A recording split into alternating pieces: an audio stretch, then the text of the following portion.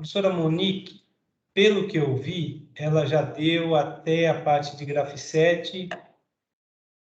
Essa parte de rede de comunicação de CLP, ela não deve ter falado nada. Eu vi todos os vídeos dela, não. Ela fez transformação de Graph7 em ladder. Acho que esse foi a última aula que ela colocou. Tenho ela aqui.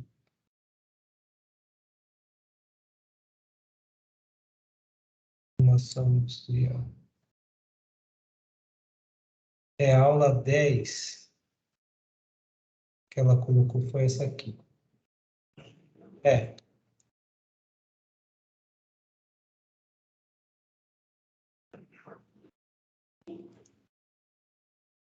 Ela falou do Graph7 e depois da transformação do Graph7 em ladder. Foi isso que ela fez. É isso aqui. Essa foi a última aula que ela colocou. Essa é a 11ª aula. E falta uma coisa para ser falado para vocês antes de passar a hidráulica proporcional, que é sistema supervisório.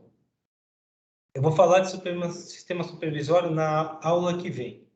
E, se tudo correr bem, não será eu que vai falar. Vai ser a Thalita. Estou acertando com ela para ela fazer uma apresentação sobre sistema supervisório na prática, porque ela está mexendo com isso lá na Simples. Mas eu não sei se ainda está certo. Se ela não ministrar essa aula, eu mesmo vou ministrar. E falta falar sobre hidráulica e pneumática proporcional. A parte de pneumática proporcional eu não vou falar tanto, mas já existem soluções de pneumática proporcional junto com a Festo. São muito caros e tem um problema que o ar é compressível, então você não consegue colocar isso em sistemas que exijam muito esforço, porque ele não consegue manter a posição fixa no sistema adequadamente. Então, eu vou terminar esse ponto. Daqui a pouco eu mostro o módulo 4 para vocês, que vai ter que ser entregue no dia 26. E até terça-feira que vem eu passo o trabalho 3 para vocês. Terça-feira que vem é dia 19, para vocês terem uma semana e entregar no dia 26. Tá? Qual vai ser o trabalho 3? O relatório 4 vai ser semelhante ao relatório 3 que vocês fizeram, que eu vou passar. Só que a gente vai pegar um caso de Graph7 um pouco mais complexo, não tão simples como ela passou para vocês A mais, B mais, B menos, A menos. Não, vamos fazer uma coisa um pouquinho mais complexa. Também só com 2 cilindros. Não dá para exigir muito de vocês, por enquanto. Mas esse trabalho aqui, vão ter 2 questões, uma sobre Graph7 e outra sobre hidráulica proporcional. Vocês têm alguma dúvida até aqui? Tá tudo bem? Sem dúvidas. Você optou por dar aula presencial mesmo. Olha, hoje a aula vai ser presencial porque não deu tempo de eu gravar a aula, tá? Mas quem precisar sair, a aula está sendo gravada. Todo mundo sabe que eu pego as aulas gravadas, jogo no meu canal do YouTube e depois coloco de volta no Teams. Vocês ficam com a aula aí disponível o semestre inteiro, tão logo a aula é disponibilizada. E pode assistir quando quiser. Eu não sei como ela fazia para fazer chamada, porque, pelo que eu vi aqui no sistema, ela tem...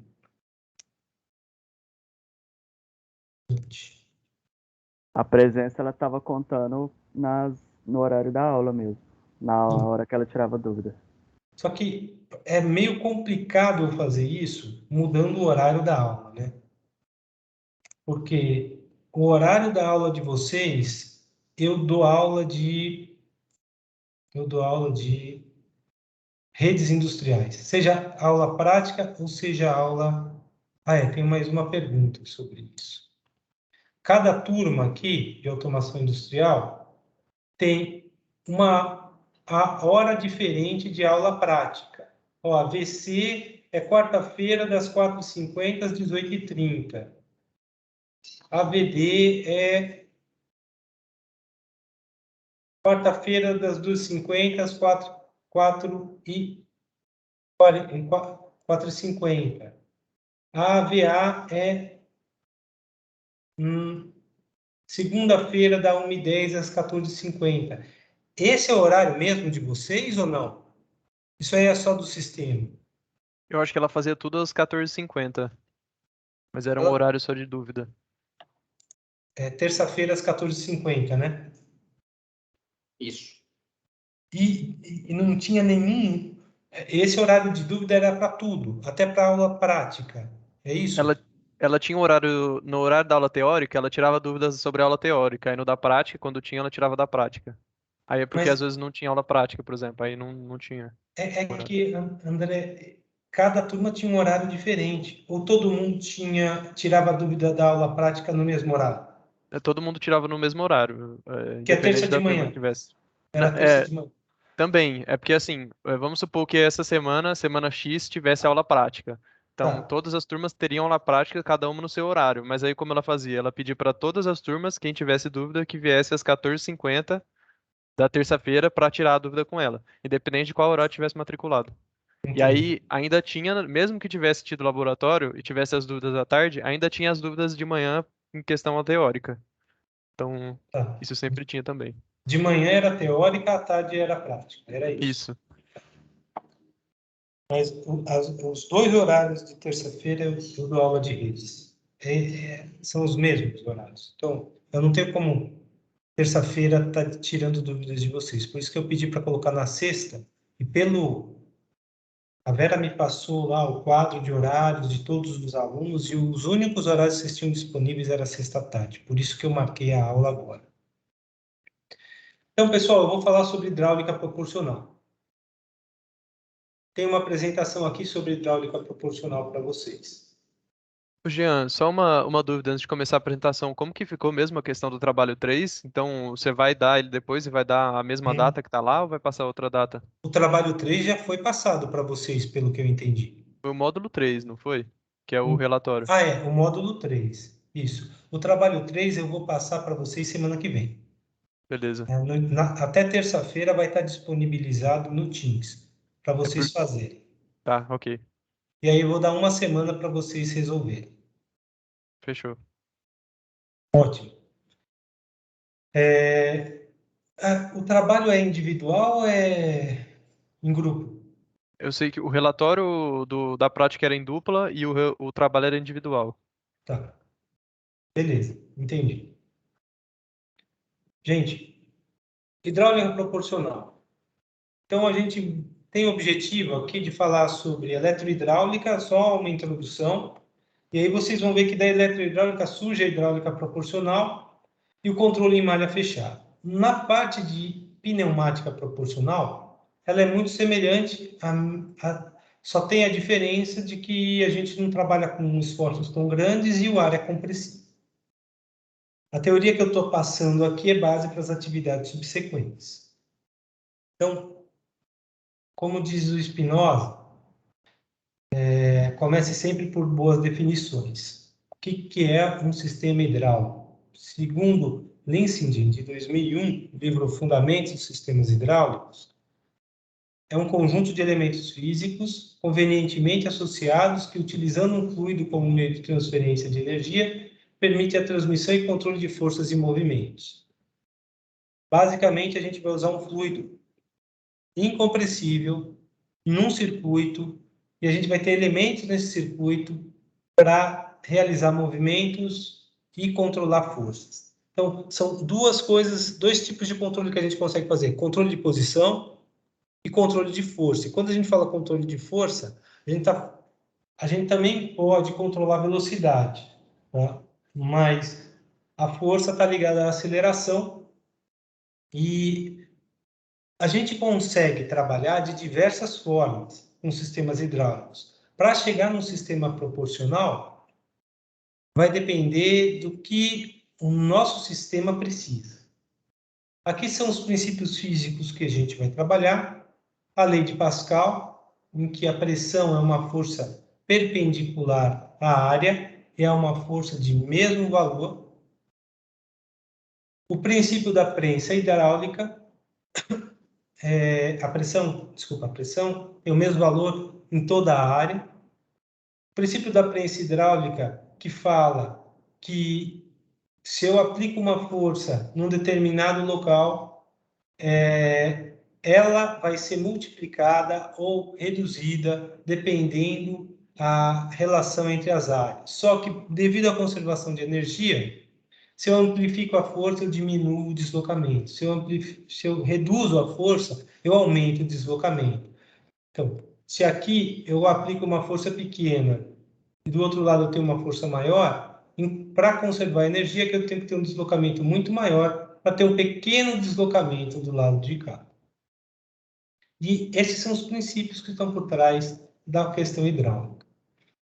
Uma estrutura básica está apresentada aqui para vocês. A gente tem uma unidade de potência. Essa unidade de potência tem uma válvula limitadora de pressão, uma bomba, geralmente é uma bomba de engrenagem, um filtro para o retorno e um reservatório. Esse é o princípio. Aqui a gente tem uma diferença gritante com o sistema pneumático. A gente tem que ter o retorno do fluido. Tem que haver uma filtragem na entrada, porque pode haver limalhas. Então, logo, o fluido pressurizado passe pelos elementos. Aqui a gente tem um circuito extremamente simples de atuação, com uma válvula direcional, uma válvula reguladora de vazão e uma válvula de retenção e um cilindro ou motor hidráulico. A gente está aplicando uma energia hidráulica, que é a pressão que está sendo exercida aqui, num sistema de atuação, dado um sinal. O sinal está sendo dado nessa setinha preta aqui embaixo, e está posicionando a válvula direcional. A gente tem como saída uma energia mecânica, que é essa seta maior aqui desse lado. Normalmente, as válvulas hidráulicas, elas são 3 vias, desculpa, 4 vias, 3 posições. São 3 posições, são 3 quadradinhos, 4 vias, porque tem uma entrada aqui, uma saída aqui e mais 2 saídas em cima. São 4 vias. A pneumática a gente trabalha geralmente com 5 vias, 2 posições. Só tem um acionamento manual do lado direito, que é esse cara aqui. Esse é o circuito e esse aqui é o símbolo para esse circuito. Alguma pergunta até aqui, pessoal? Tudo bem? Agora, qual que é a diferença da hidráulica, eletrohidráulica e o sistema de hidráulica proporcional? Alguém sabe me dizer?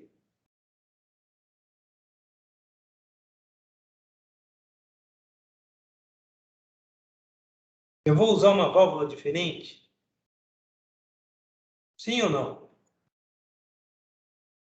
Sim. Sim. Eu vou usar uma válvula diferente. A diferença é que a válvula direcional em eletrohidráulica, ela tem posições discretas. Ou ela está aberta ou ela está fechada. Ou ela está desse lado, ou ela está desse lado, ou ela está no centro. A válvula proporcional, ela pode ter posições intermediárias. E aí, infinitas posições intermediárias. Eu posso usar até a mesma válvula direcional e tentar aplicar uma tensão, uma corrente de menor valor do que o especificado para tentar colocar numa posição intermediária.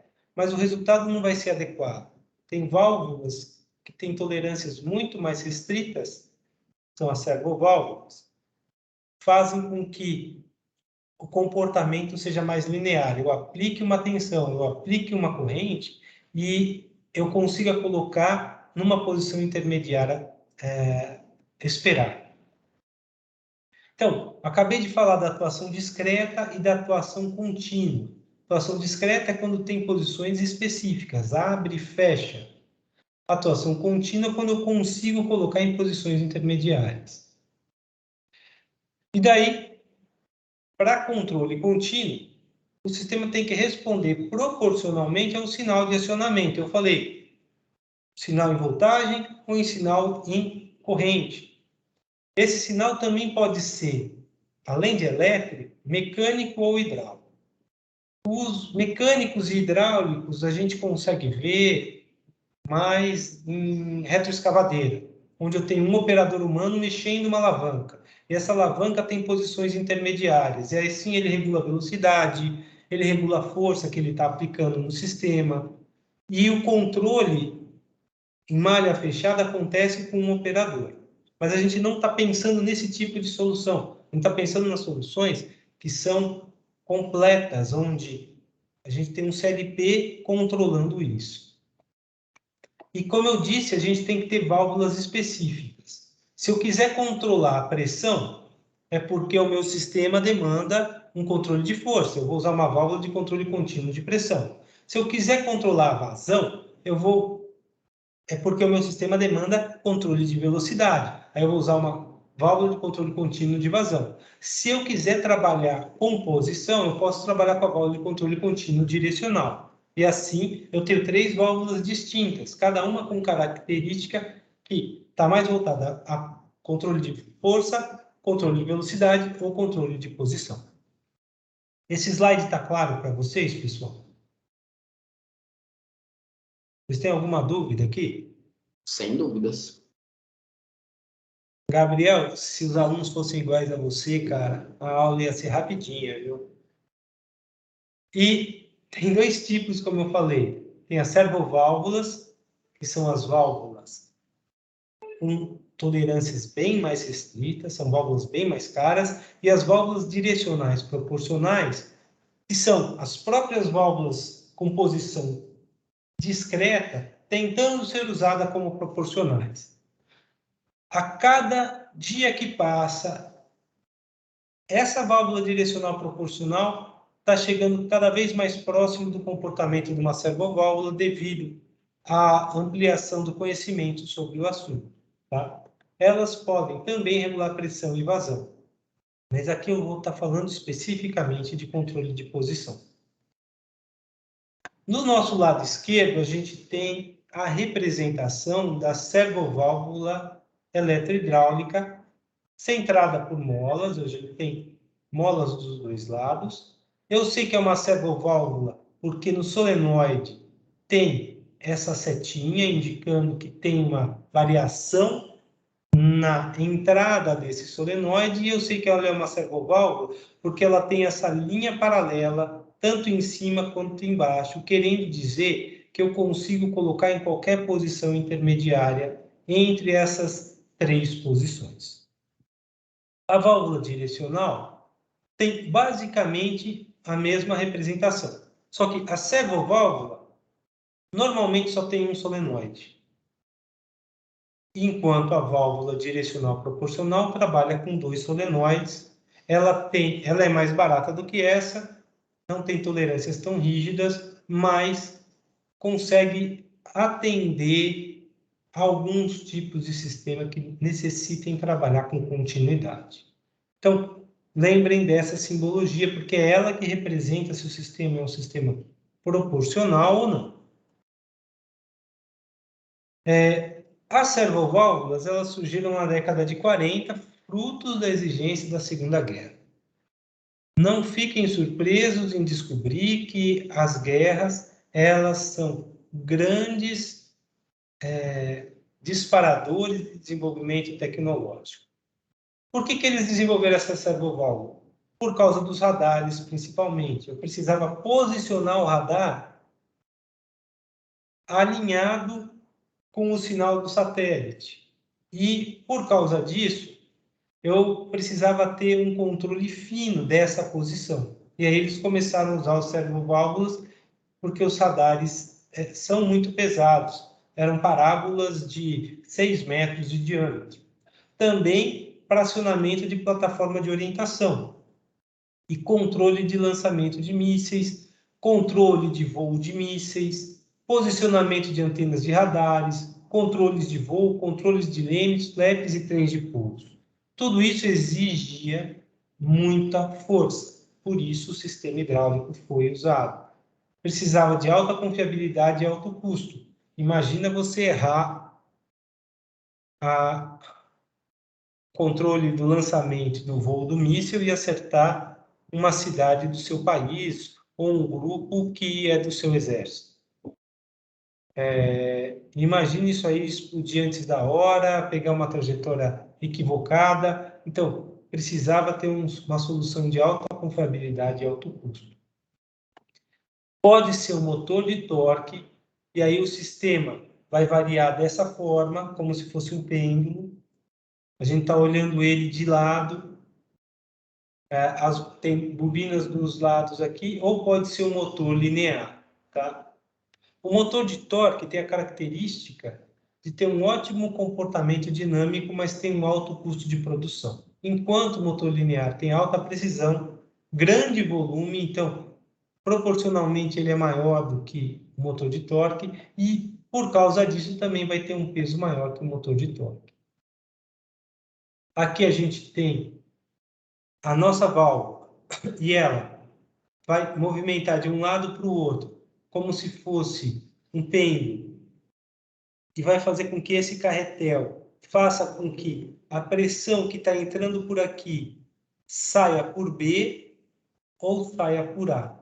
A gente não está vendo, mas ó, aqui pontilhado, vem aqui pressão. Se esse carretel se movimentar um pouquinho para a direita, a pressão que entra por aqui vai sair por aqui, em A. E o B vai estar totalmente vedado. Se ele mexer um pouquinho para a esquerda, é B que vai ter a pressão.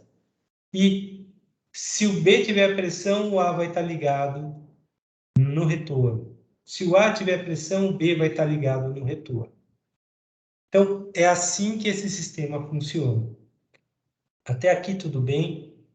Alguma pergunta? Não, professor.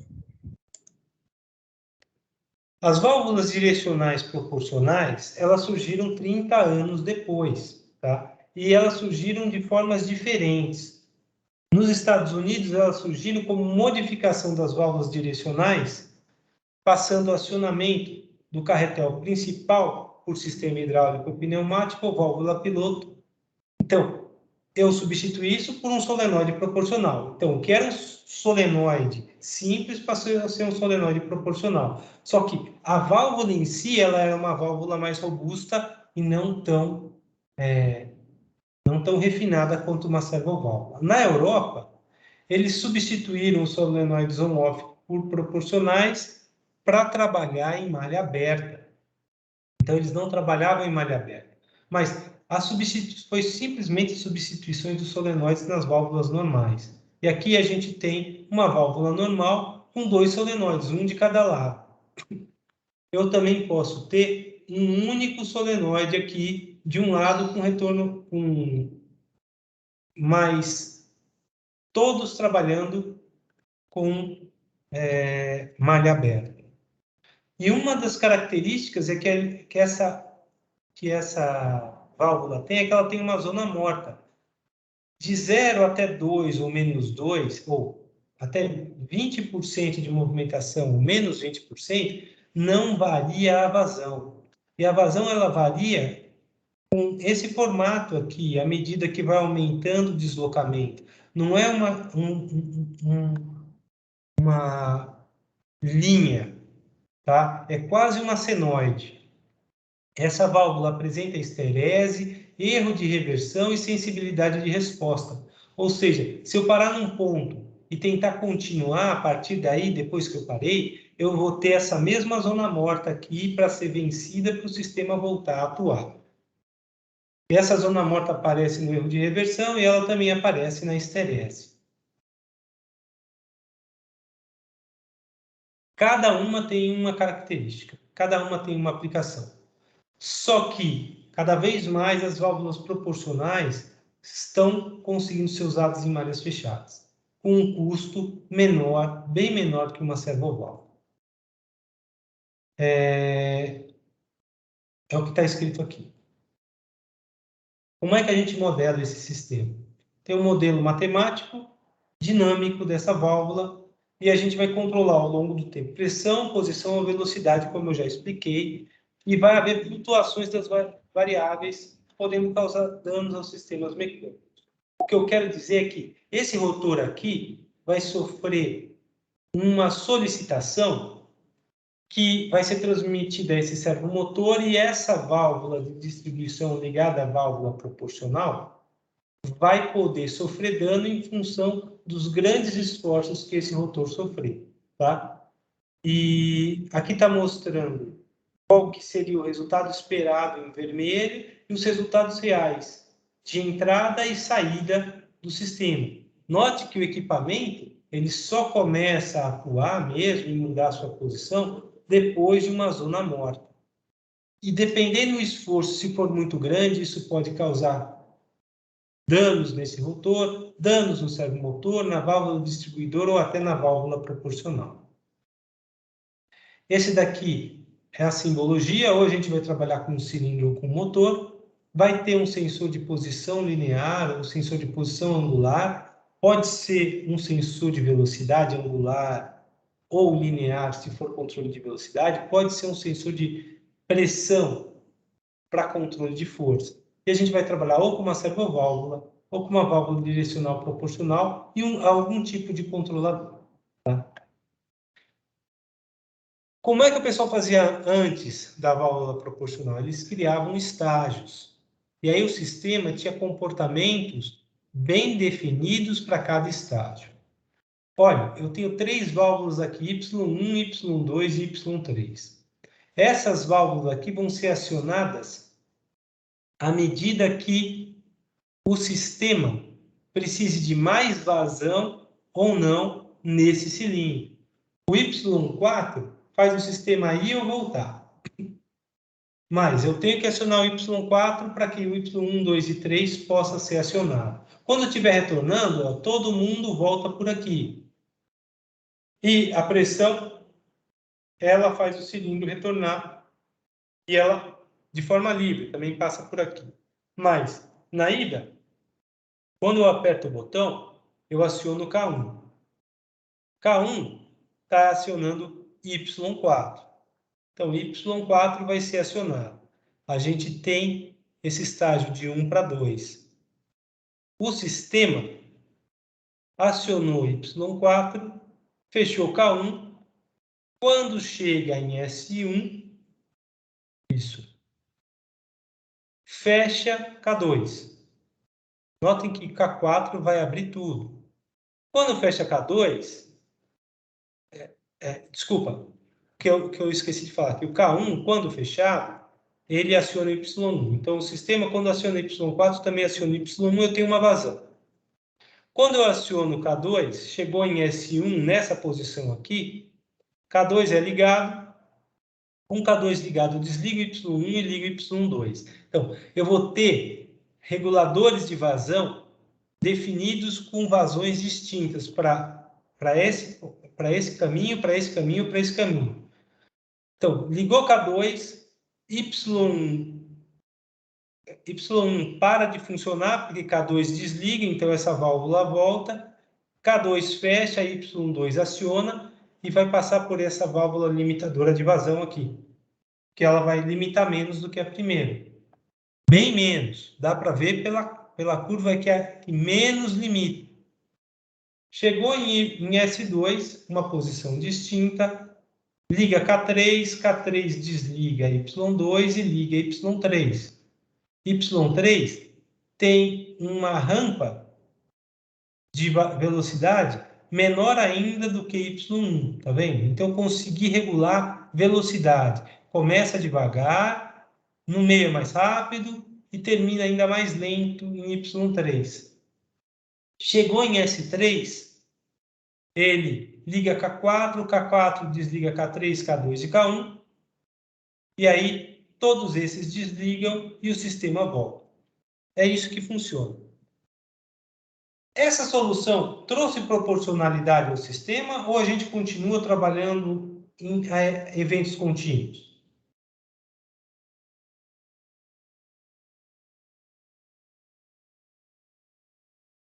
O que é que vocês acham? Repete, por favor. Eu estou Eu acho trabalhando que de são forma... Pode falar, Paulo. Eu acho que são eventos contínuos. Simplesmente você deu mais de uma opção de eventos, não? Se fosse contínuo, eu ia variar a velocidade ou a vazão continuamente. Eu tenho vazões bem definidas nessa etapa e nessa etapa. Então, eu continuo trabalhando evento discreto. Eu tenho o sistema com um determinado comportamento no início, um segundo comportamento no meio, um terceiro comportamento no fim. Mas, no ponto S1, tá vendo que eu tenho... Se eu fosse calcular a derivada desse ponto, ela não ia ser contínua? Porque no limite anterior eu tenho uma derivada, no limite posterior eu tenho outra derivada. Então, esse sistema aqui tem descontinuidade nesses pontos. Diferente se eu colocasse uma válvula proporcional. Se eu colocasse uma válvula proporcional aqui, eu também posso trabalhar com vazões fixas, mas eu também poderia colocar um sistema que trabalhasse com derivadas contínuas em todos os pontos, tá vendo? E essa é a diferença de um sistema a evento discreto, este ou este, e o uso de uma válvula proporcional. Eu vou dar um exemplo bem atual. Respiradores por causa da Covid. O pessoal fala que as pessoas não podem ficar muito tempo com respirador, porque causa água no pulmão. E mais, o respirador tem que começar a insuflar devagar para depois aumentar a pressão, chegar na pressão de operação e terminar devagar. Porque é assim que a gente respira.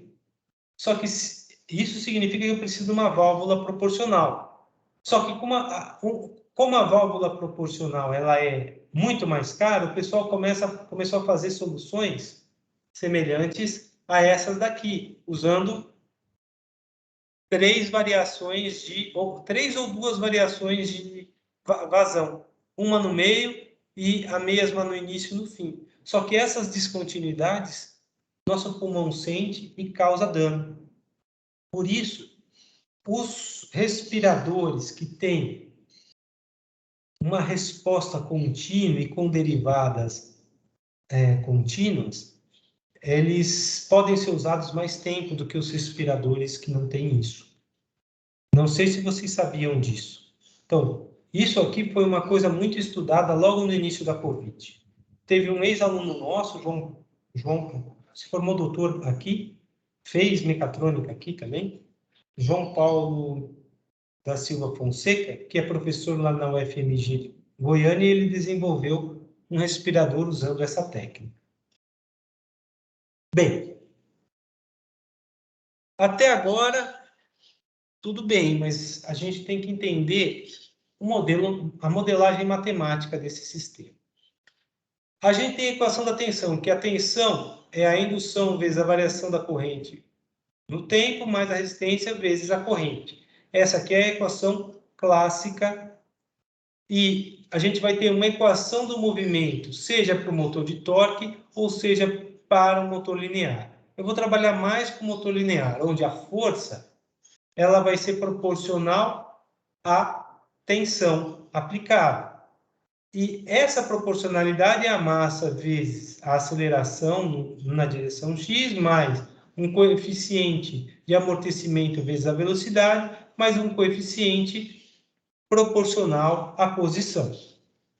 Isso que está sendo colocado aqui, como eu tenho a corrente proporcional a essa força, e eu consigo tirar a corrente da tensão por aqui, a gente consegue fazer o equacionamento.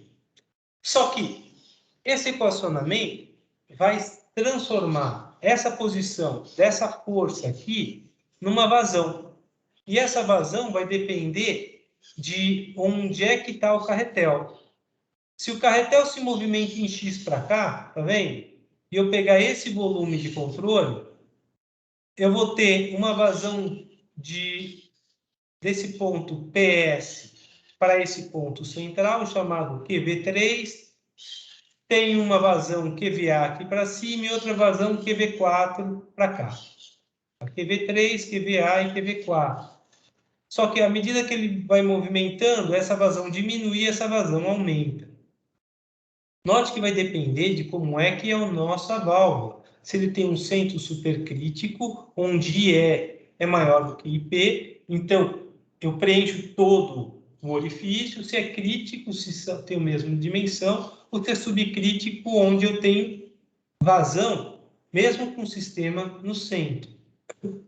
E essa aqui é para 3 ressaltos, para 4 ressaltos a gente vai ter o volume de controle aqui em cima. Tá? Então, é assim que a gente vai ver os volumes de controle A gente vai, hipoteticamente, acreditar que não tem folga e tem cantos vivos nesse carretel, só que a realidade é que existe folga e os cantos são arredondados. Então, o que a gente vai ver é uma transferência de energia potencial para energia cinética. Só lembrando vocês, eu estou trabalhando aqui com um carretel de 4 vias, tá? A gente tem a equação de Bernoulli, onde a pressão em 1 vai mais a energia cinética em 1, que é meio ρ de V1 ao quadrado, mais a energia potencial em 1, ρ GZ1, vai ser igual a pressão em 2, nesse ponto aqui, mais meio de ρ V2 ao quadrado, mais ρ GZ2. Se eu tiver na mesma altura manométrica, eu posso cortar esse parâmetro de energia potencial. E a área 1, nessa posição, sendo muito maior que a área 2, significa que V1 vai ser muito menor que a área 2. E assim eu posso escrever que Q vezes V vai ser igual a área vezes V. A2 vai ser um coeficiente de contração vezes A0. A0 é justamente a placa do orifício. Por que eu estou mostrando isso? Porque aqui eu vou ter um ponto logo depois dessa entrada, onde eu vou avaliar a pressão interna. Isso vai ser em função do deslocamento em x que eu tiver aqui, nesse ponto 3. Assim, a gente tem que V2 vai ser um V2 relativo sobre um coeficiente de velocidade. No final, a gente chega nessa relação, que Q vezes V é CD vezes A0, raiz de 2 ΔP sobre ρ. Onde D é o diâmetro e C é o coeficiente um coeficiente de proporcionalidade.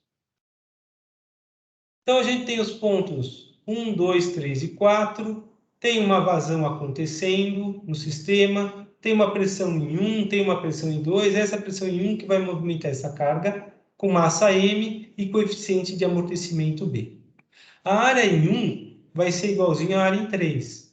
Vai ser um fator K proporcional a x0 sobre 2 mais x, onde x0 é a posição inicial, dividido por 2 para pegar bem o meio do sistema, mais x é o quanto esse sistema se movimentou. E a área em 2 e a área em 4 vão ser iguais, vai ser esse fator de proporcionalidade, x0 sobre 2 menos x, K é uma constante.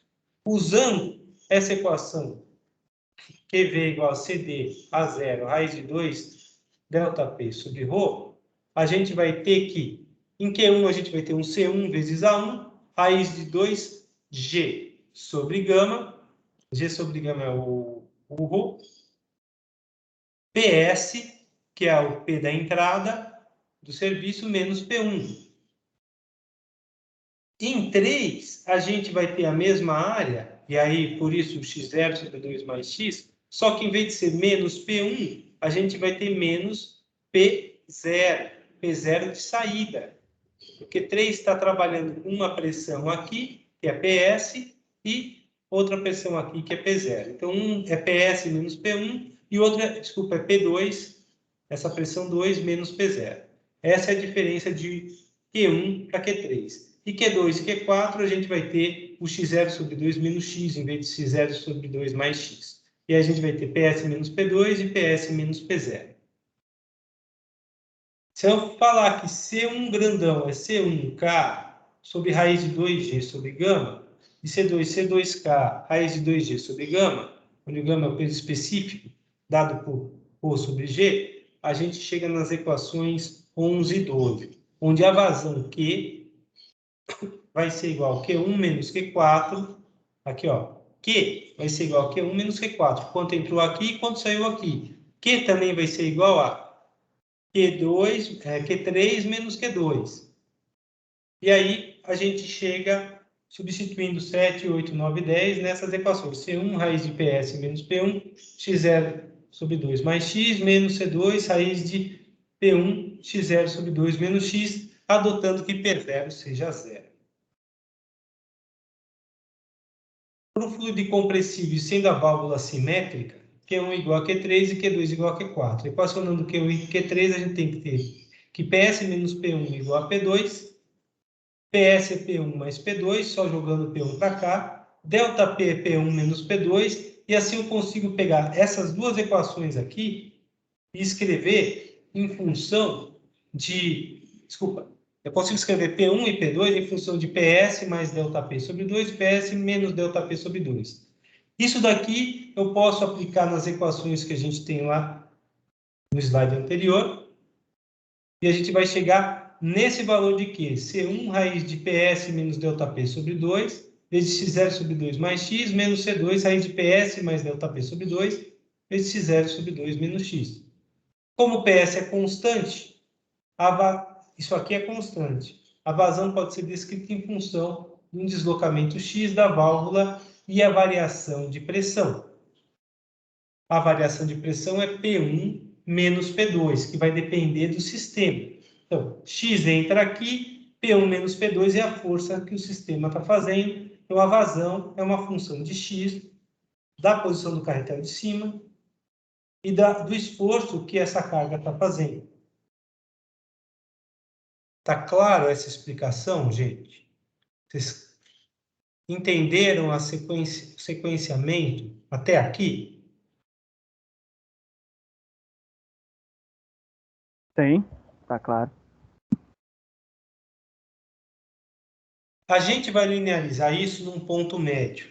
Isso só é possível se esse tipo de linearização só é possível se esses dois parâmetros x e ΔP forem independentes. Eles são independentes. Essa é a entrada do nosso sistema, entrada do sistema de controle. Isso daqui é o esforço do sistema que a gente está controlando.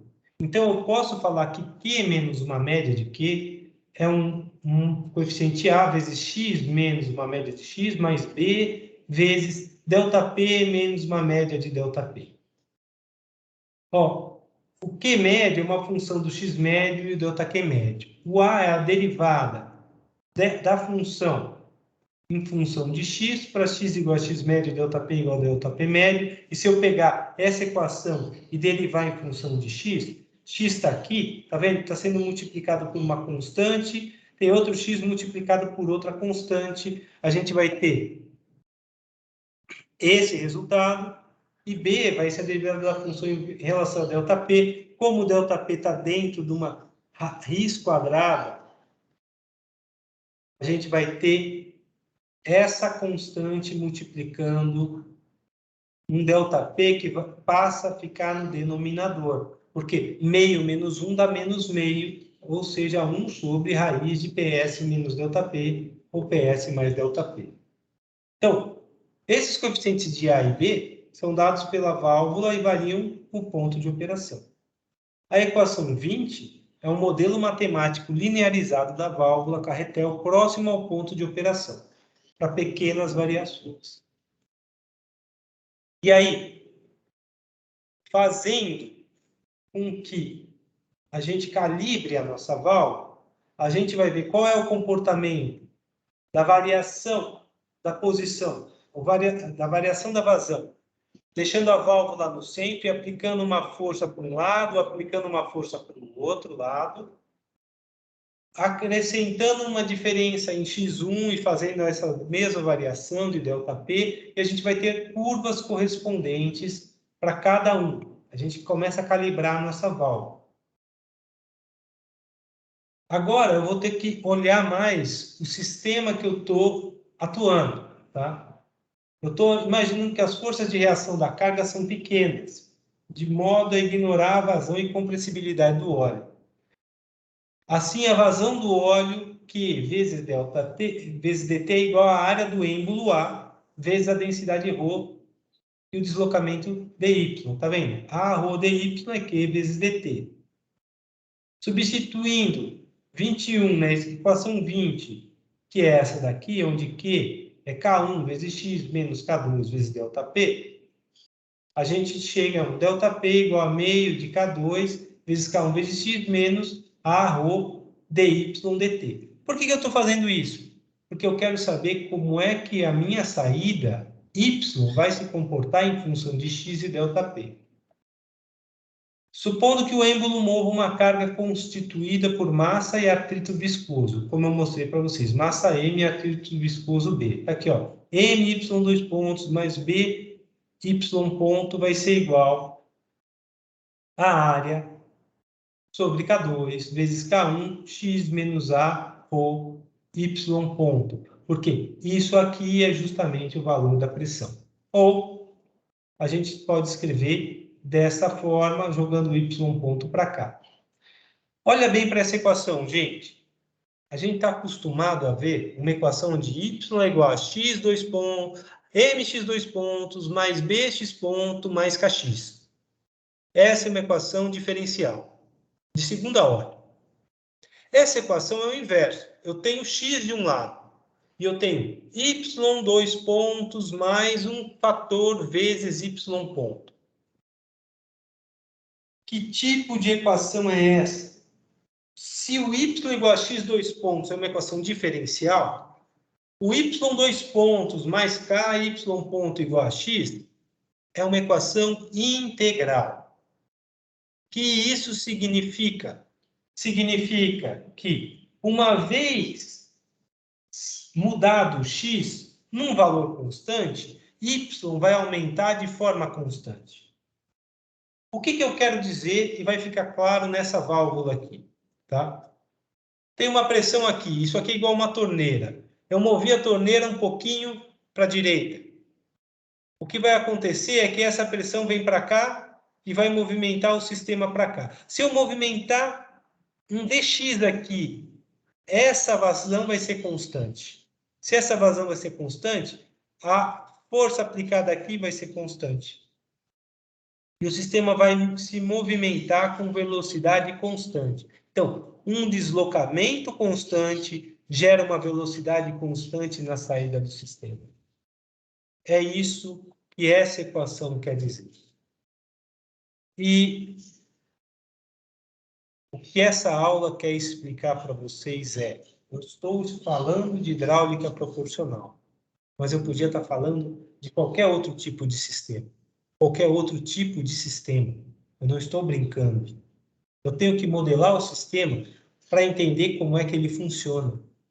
Para saber como uma entrada minha, que é esse X, vai interferir na saída do sistema, que é esse Y. E a gente foi, eu diria, forjado a ferro e fogo para trabalhar com equações diferenciais, principalmente de segunda ou ordem N. E às vezes a gente vai ter que lidar com equações integrais, onde a minha saída vai integrar a minha entrada. A minha entrada sempre vai ter vai adicionar algo a cada tempo na minha saída. É isso que essa equação 24 está falando. Daí, a gente vai ter, se a gente fizer a transformada de Laplace de y sobre x, a gente vai chegar nessa equação.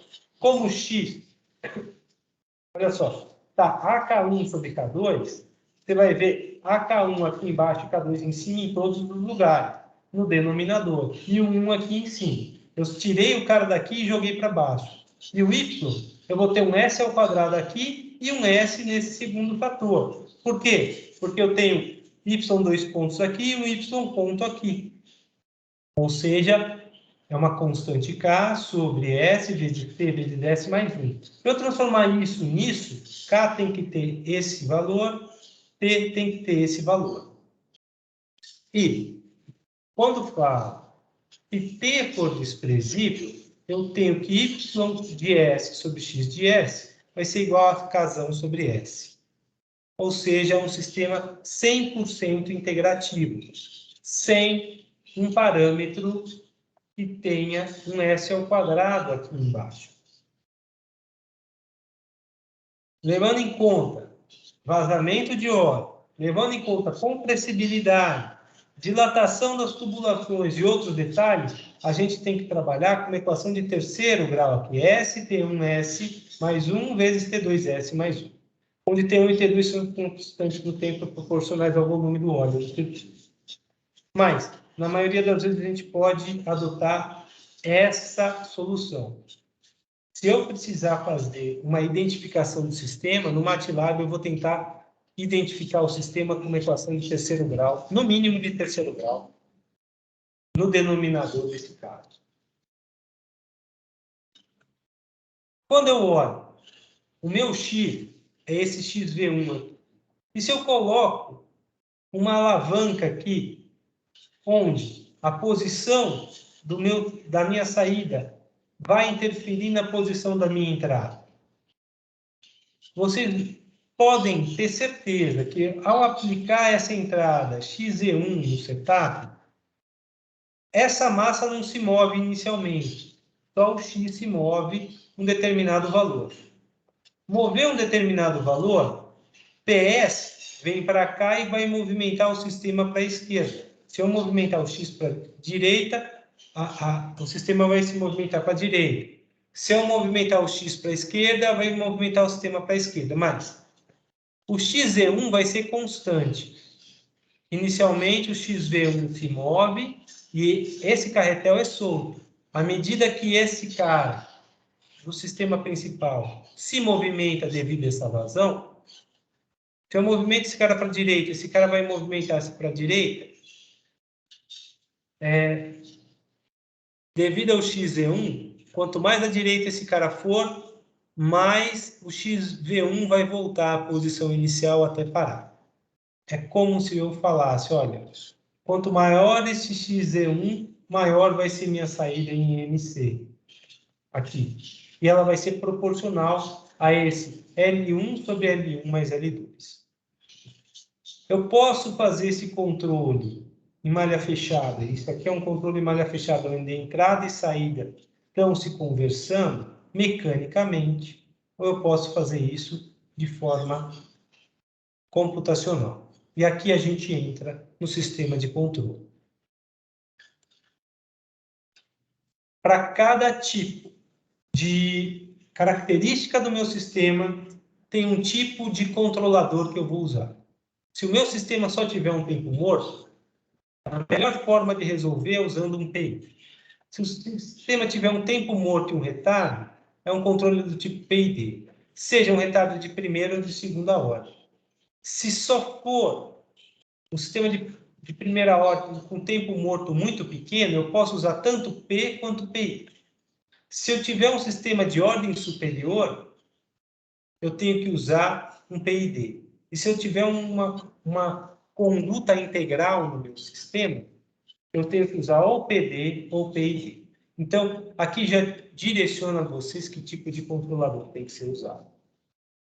A aula de hidráulica proporcional termina aqui. Eu queria saber se ficou claro toda essa parte de dedução lógica do modelo matemático e a compreensão do sistema, e para depois a gente ver como é que a gente vai amarrar o sistema. Eu tanto posso fazer um controle mecânico, como um controle eletrônico ou computacional.